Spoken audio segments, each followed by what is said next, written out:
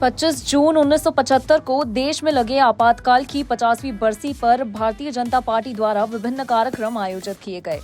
इस कड़ी में भोपाल में आयोजित एक कार्यक्रम में केंद्र मंत्री सावित्री ठाकुर और मध्य प्रदेश के कैबिनेट मंत्री कैलाश विजयवर्गीय शामिल हुए।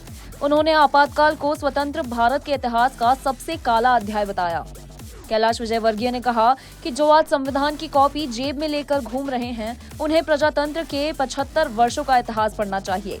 उन्होंने धारा 370 और आपातकाल को संविधान की हत्या करार देते हुए कहा कि तब देश की न्यायपालिका, मीडिया और जनता की आवाज दबा दी गई थी और लोकतंत्र के चारों स्तंभों को कुचलने का प्रयास किया गया था। देखिए, ऐसा है कि हम जनता के बीच में जा रहे हैं।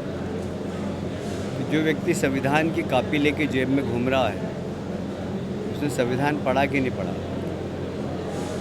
उनको प्रजातंत्र के 75 साल का इतिहास पढ़ना चाहिए कि कब कब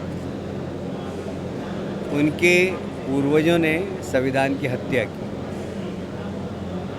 पहली बार संविधान की हत्या जब हुई थी,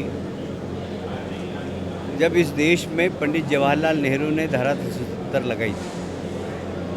और जब धारा 370 लगा रहे थे, वो डॉक्टर श्यामा प्रसाद मुखर्जी जो उनके मंत्रिमंडल के सदस्य थे, उनने विरोध किया।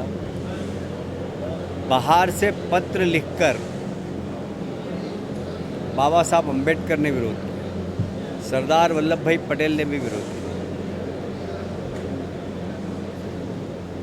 बाबा साहब अम्बेडकर ने कहा था कि आप धारा 370 लगाकर किसी राज्य को एक विशेष दर्जा देंगे तो देश की एकता और अखंडता के लिए खतरा है और ये प्रजातंत्र की आत्मा की हत्या है।